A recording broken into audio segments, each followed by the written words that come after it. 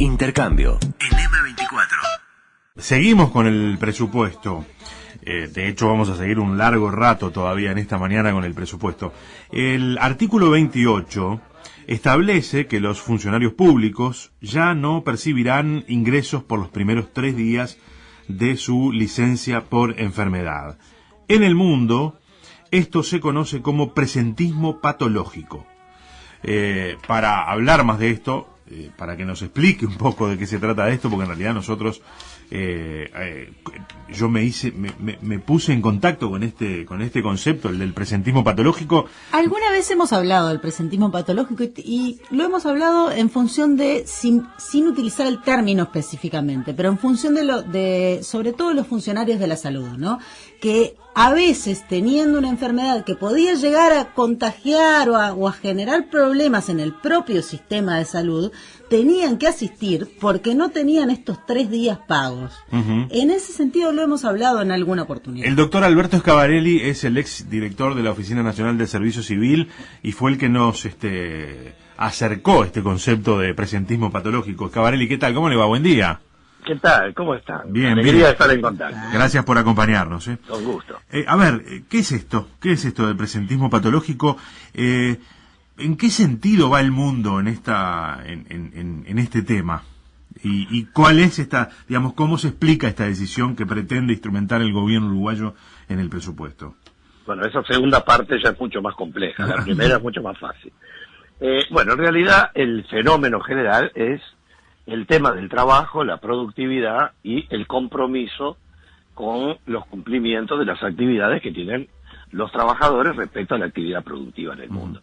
Cualquiera sea, pública, privada, el que quiera. Uh-huh. Para eso hay mecanismos que van, por un lado, al estímulo a la presencia, es decir, para que el funcionario esté cumpliendo, o el trabajador esté cumpliendo su actividad, que es lo que se conoce como el presentismo, que se creó por fondo en el periodo pasado, uh-huh, y lo creamos en lugar de un aumento de salarios para estimular la presencia, como hay en la actividad privada, claro, casi todos los convenios.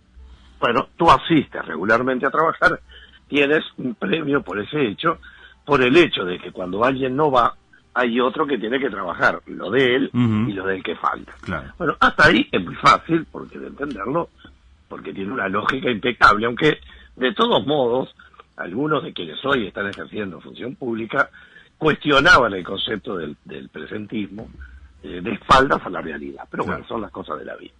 Ahora, ese estímulo para que la gente esté trabajando tiene la contrapartida de las situaciones en que la presencia del trabajador activo no puede darse por una serie de impedimentos, entre las que está el tema de la salud, claro, por ejemplo. Claro. Muy bien. Aquí tenemos 2 universos que están vigentes en el país hoy.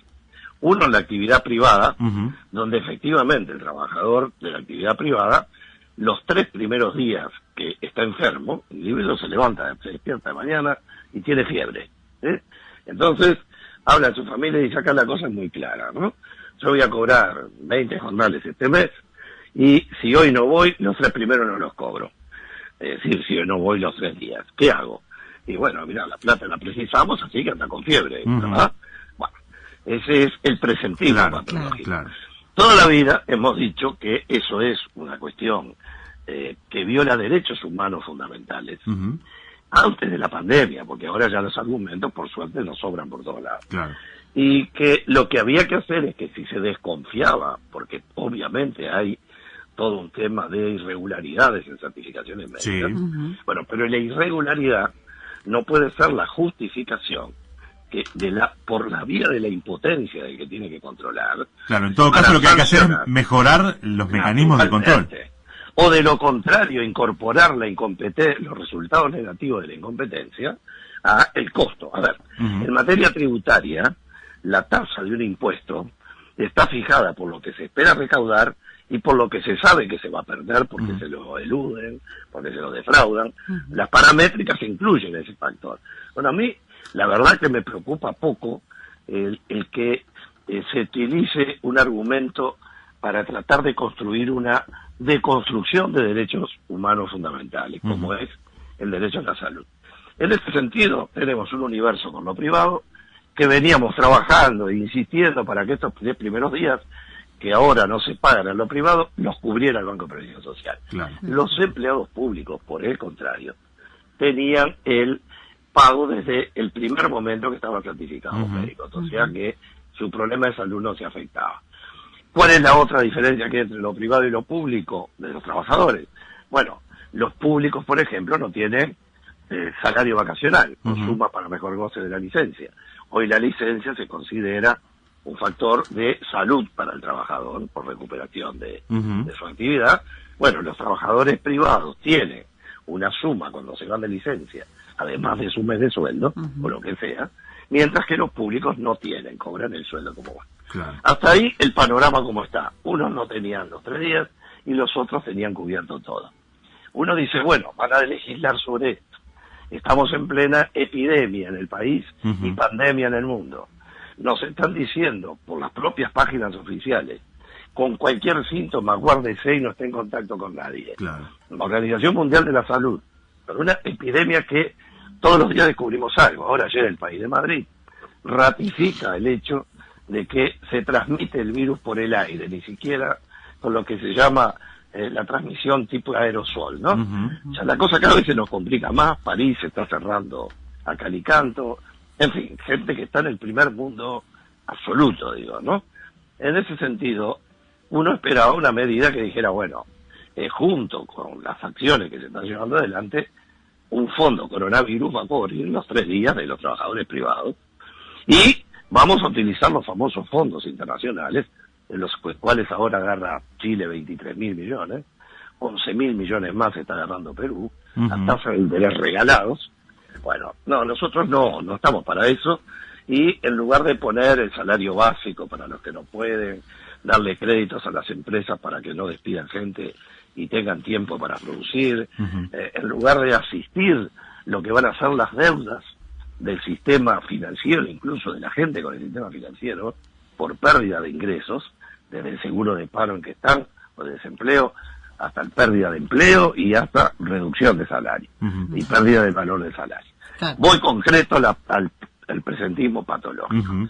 El presentismo patológico es el de esa persona que yo estaba diciendo, que se despierta con fiebre, Claro. y tiene la opción de decir, me quedo en casa, llamo al médico, o de lo contrario, me voy a trabajar. Voy a trabajar aún sintiéndome enfermo. Sí, sabiendo que es potencialmente un agente de contaminación caminante, ¿no? O sin potencialmente. Bueno, es lo que está adentro de esta ley de presupuesto, increíblemente, contrariando todos los principios de la Organización Mundial de la Salud. Yo no creo, no he preguntado, pero estoy convencido, presuntiva pero éticamente convencido, de que el comité científico no puede haber asesorado al Poder Ejecutivo diciéndole, usted dígale al tipo que vaya a trabajar igual, Claro. para que no pierda los 3 días, ¿verdad? Claro. No me cierran la cabeza, ¿verdad? Buah. Sí, uno de los asuntos que más me preocupa de todo esto que usted ha dicho, doctor, es que se afectan algunos derechos fundamentales, ¿no? Es decir, uno, aún sintiéndose enfermo, aún con algún síntoma o con alguna sintomatología, ni que hablar de la que está hoy arriba de la mesa y que tiene que ver con esta pandemia, pero puede ser de otras, uno se obligue a ir a trabajar, a costas de su propia salud, o inclusive a costa de la salud del resto, ¿no? Sabiendo que puede poner en riesgo al entorno y sabiendo además que no va a rendir como debe rendir en el trabajo, ¿no? Sí, pero está muy bien lo que ustedes están diciendo, porque nosotros siempre hablamos de esto con las enfermedades infectocontagiosas, ¿no? La virosis, etc. Pero un individuo se puede sentir mal porque está en un cuadro preinfarto, por ejemplo. Claro. Puede estar por infinidad de circunstancias. El drama es de quien tiene la responsabilidad de tener que cubrir los costos de su casa con un salario que cada vez tiene menos capacidad de adquisitiva, y el individuo tiene que salir a cumplir, porque no puede decir, este mes yo tengo 3 días menos de los 20 que normalmente cobro todo el mes. Claro. Pues yo le sumo que le bajo un 7 por un lado, que lo tengo con el medio sueldo con el seguro de desempleo, o que, digo, lo tuve antes, o lo que pasa, no me refiero solo a lo público, me refiero en general, bueno, estoy creando un cuadro realmente de angustia que la gente, como pasa en muchos países, a ver, estos son los síntomas típicos que los organismos multilaterales que tuve el gusto, el honor de presidir, los medíamos como factores de subdesarrollo. Claro. Es decir, cuando uno quiere examinar un país, mira 4 o 5 variables, y una de las variables es este tipo de cosas. O sea, esto es un retroceso en materia de derechos de los trabajadores. Absoluto. Y quiero ir, para no llevarles mucho tiempo, a ese punto que ustedes muy bien plantean.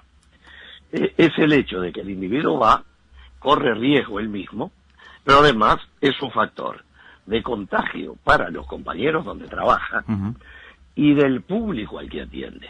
Claro. A los compañeros con los que trabaja hay ese término ganadero que usamos ahora, hay una trazabilidad del factor de riesgo si ese individuo que se sintió mal y fue igual, resultó tener una enfermedad contagiosa. En este caso el COVID. Claro. Bueno, todo el mundo en cuarentena, pero ahora, y la gente que pasó y fue atendida por esta persona, ¿dónde la buscamos? ¿Cómo la encontramos? ¿La llamamos por los diarios, por la radio? ¿Qué hacemos? Eso por un lado. Por otro lado, las responsabilidades en esta materia, que no son pocas. Uno es jefe de la sección donde llega el enfermo a trabajar, estornudando, con los ojos hinchados, todo rojo, y se sienta a trabajar, y uno, ¿qué hace con él? O va al mostrador a atender al público. Ese jefe de oficina, ¿qué hace con él? Le dice, mirá, trata de estar un poquito lejos y aguantate a ver si no molestes, ¿ah? O cumple con su deber y le dice, no, mirá, sí, acá no podés estar. Claro. Ahora, si no le dice que se vaya, y hay un resultado negativo para la salud de la gente, hay una responsabilidad directa por omisión de ese funcionario jerárquico. Claro. Pero si le dice que se vaya... Sí, le hace perder 3 días de salario. Y el otro le va a decir, bueno, vos me vas a pagar la comida a mí en mi casa. Claro, claro. Es decir, hay fenómenos éticos, fenómenos de lógica. Entonces la verdad es que esto estamos estudiando mucho el presupuesto, con un equipo trabajando en el grupo de análisis, pero lo que realmente me parece que no tiene explicación es la aparición de fenómenos de este tipo, como hay otros que ya tendremos tiempo de hablar, que uno no le encuentra explicación, porque hay cosas que no se las explica. A mí no me sorprende que el Estado se achique, que se quite prioridad a la masa salarial, porque es un proyecto de país que se dijo siempre, y ya sabemos, lo vimos aplicar antes, y esta vez va a venir más sofisticado aún. Hay un programa muy claro que se está derramando. Por eso me parece, te digo con sinceridad, que la oposición está pecando gravemente de no haber montado un verdadero gabinete en las sombras, o no en las sombras, con los que salimos de la función pública hace 6 meses. Tenemos que estar sentados juntos, todos los que hemos estado gestionando el Estado, no los asesores del Parlamento, sino como corporación política, para estar asesorando. Somos los únicos que conocemos la realidad de lo que estaba pasando hace 4 meses atrás. Pero bueno, son estilos que el país tiene hace muchos años, y que si no queremos perder espacio, incluso político, hay que hacer. En concreto, salió un proyecto paralelo en el Partido Colorado que trata de decir, bueno, está bien, esto parece mucho, le vamos a dar un crédito de tantos días en el año para que no se le descuente. Bueno, no, esto está bien, es menos malo que lo otro, pero lo menos malo no se transforma en bueno. Claro. Acá hay como 2 cuestiones, porque una es la cuestión de fondo, que es compleja, que es discutible, que trae todos esos planteos, pero además está la cuestión de oportunidad, es decir, ¿este es el momento de hablar en estos términos? Claro. Es que la política es solo 2 cosas: la oportunidad, es decir, el momento, y la conveniencia en que se toman las medidas. Una medida conveniente fuera de momento es tan mala como una mala, ¿verdad? Llegar tarde con la respuesta, bueno, esto es lo mismo. Es oportuno, no quiero entrar en los otros temas, es oportuno tener más coroneles, tener más generales. ¿De qué estamos hablando? ¿De algún conflicto vamos a tener? Acá la única gente que está en guerra está en el Ministerio de Salud Pública y los trabajadores de la salud. Esos son los que se están jugando la vida todos los días. Y la policía, sin duda, que está allí. Pero bueno, no quiero irme de eso. Concretamente, acá hay una responsabilidad enorme del Estado y de quienes aprueben esta legislación, y el Frente tiene como partido de oposición el deber político y jurídico de dejar marcado que se opone con los fundamentos del caso, no con razones filosóficas, con razones estrictamente jurídicas y políticas, porque esto es realmente muy grave. Doctor, lo saco un minuto del tema, de este tema, pero lo meto en asuntos vinculados a la Oficina Nacional de Servicio Civil. Hace unos días, ya unos cuantos días, hablábamos con el nuevo director de la oficina, Conrado Ramos, y él decía que eran absolutamente necesario fortalecer los equipos técnicos de gestión de las políticas vinculadas a los recursos humanos y a la gestión humana, porque, decía, la oficina se fortaleció mucho en materia de profesionales del derecho, pero muy poco en materia de políticas de gestión humana. ¿Usted coincide con esta visión de Ramos? Bueno, en realidad Uruguay tiene otra pandemia que viene de antes, que es el criterio refundacional, ¿no? Todos lo tenemos, es un buen estímulo para la gestión. Eso es absolutamente no, porque ahí Conrado se equivoca profunda y seriamente, porque tenemos 40 reestructuras del Estado hechas, silenciosa y acordadas en forma silenciosa y acordadas con el movimiento sindical, en ministerios y en organismos del peso como la propia Corte Electoral, por ejemplo. Los equipos técnicos de servicio civil son de altísimo nivel, claro. Teníamos muchísima gente en comisión porque no teníamos recursos y han dejado ir técnicos justamente en gestión humana. Bueno, pues esas son filosofías, yo no voy a entrar en eso. También acabo de leer que en la versión taquigráfica se dice que no hay datos sobre el legajo de los funcionarios públicos. Bueno, el legajo electrónico con el sistema de gestión humana 2.0, declarado el más avanzado de América, y que ahora lo tienen en suspenso, incluye el legajo electrónico que ya hay 5 ministerios y presidencia con todos los profesionales y técnicos con el legajo electrónico, con título incorporado, ya no hay más posibilidad de fraude con títulos profesionales.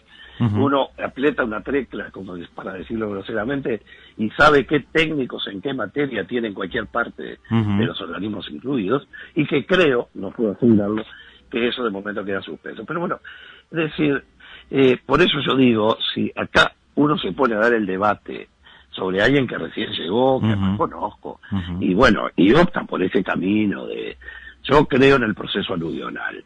Me parece que lo que uno tiene que hacer es mostrar lo que viene. Hay filosofías distintas, obviamente, digo, yo no podría nunca estar ejerciendo este cargo hoy para estar dándole a los funcionarios públicos estos golpes en la nuca que estamos viendo ahora. Claro.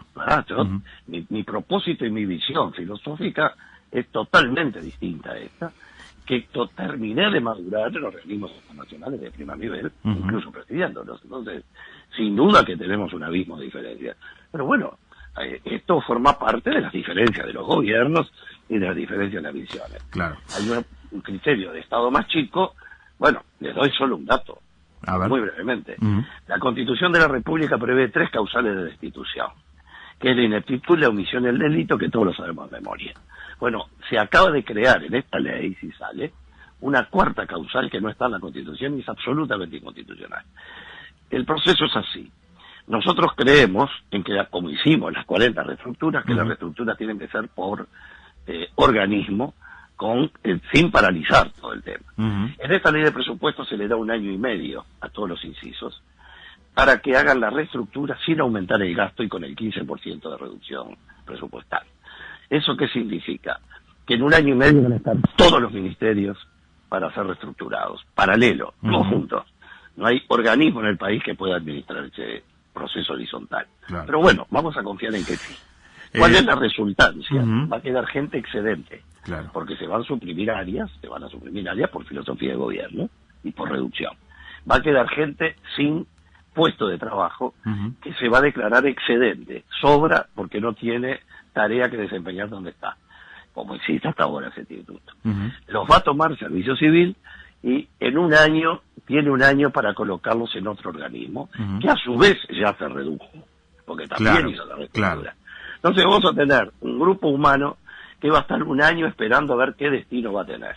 Si en 1 año no lo colocan a ese funcionaria, obviamente, Bueno, le van a dar un curso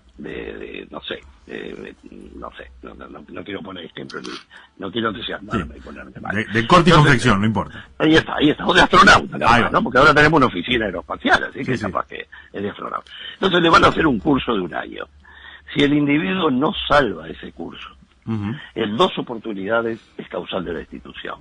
Ahora, yo me pregunto, el que se presentó a un concurso, de esos concursos que hemos hecho con unos niveles de exigencia brutales, ingresó al Estado, cumplió toda la tarea por la que se le llamó, un gobierno viene y dice, no, yo esto no lo voy a prestar más, mire, que sabe, no tengo más esta tarea, que se la haga a los privados. Bueno, muy bien, pero yo tengo un derecho, porque vine a trabajar y cumplí con todo. No, usted ahora sobra, de ahora donde lo pongo, a todos los otros también les sobra gente, no tienen dónde ponerlo, va a haber un volumen importante de funcionarios que van a quedar expuestos a la destitución por una causal que la Constitución no prevé. Van a perder todos los juicios, vamos a tener claro, esa gente, a las que vivan esto, van a tener como una especie de ahorro a plazo fijo, van a tener que esperar para cobrarlo, pero no tengan duda que van a cobrar fuertemente contra el Estado. Y un punto más, ¿quién no va a estar de acuerdo que igual trabajo, igual remuneración? Es el dicho que lo aprendemos en la cuna, estamos todos de acuerdo. Ahora, cuando en la propia administración central hay hasta 100.000 pesos de diferencia con la misma tarea según el ente, el organismo, lo que no se dice es dónde va a salir el dinero.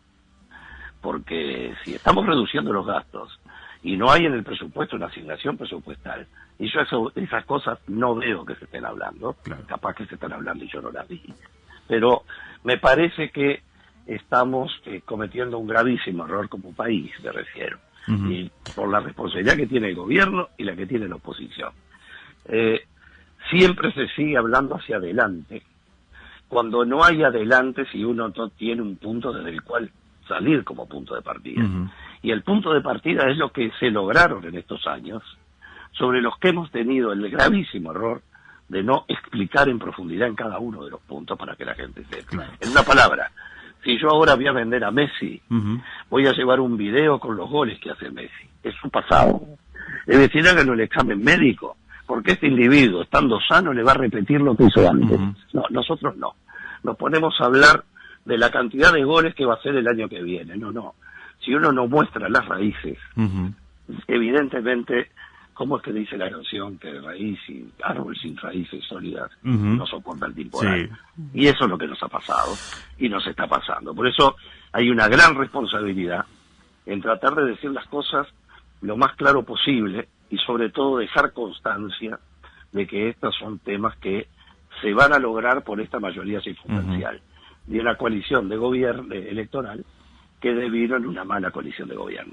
Doctor, le agradezco mucho este rato. Obviamente quedan un montón de asuntos pendientes que seguramente volveremos a conversar. Gracias por este rato. Como siempre, un gusto. Un gran gusto. El doctor Alberto Scavarelli, señores, nos acompañaba en esta mañana de intercambio. 97.9 FM Montevideo, 102.5 FM Maldonado. Escucha